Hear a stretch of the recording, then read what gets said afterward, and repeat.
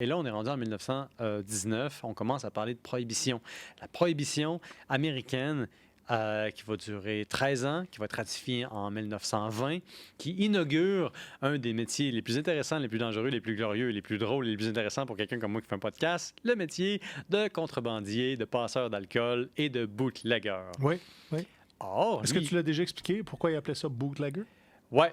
C'est parce qu'il y avait à l'époque une espèce de guêtre, c'est un vêtement dans lequel tu pouvais loger quelque chose. Et c'était pas à l'intérieur, c'était à l'extérieur, donc c'était au vu et su de tous. Et là-dedans, tu pouvais mettre une bouteille. Mais les guêtres descendaient de plus en plus bas avec la prohibition.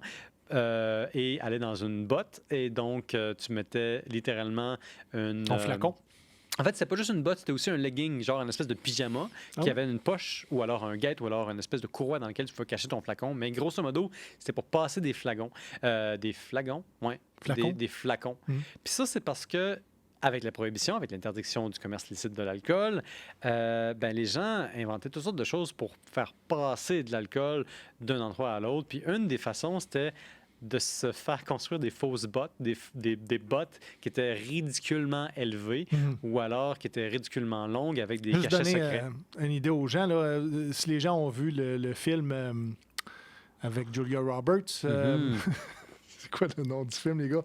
Aidez-moi. Pretty Woman. Ah oui, Pretty oui. Woman. Donc, elle avait ce genre de bottes-là aussi dans le film. Elle avait-tu comme genre des talons qui faisaient 5 pieds de haut? C'est surtout que la botte montait à mi-cuisse. C'est ça, Oui. ouais. Tu pouvais en cacher des flacons là-dedans. Oui. Hein. Puis les gens exagéraient, puis ils se faisaient arrêter. Mais grosso modo, le bootlegger, c'est quelqu'un qui est très, très, très bon à cacher de l'alcool en utilisant un artifice au niveau de la jambe.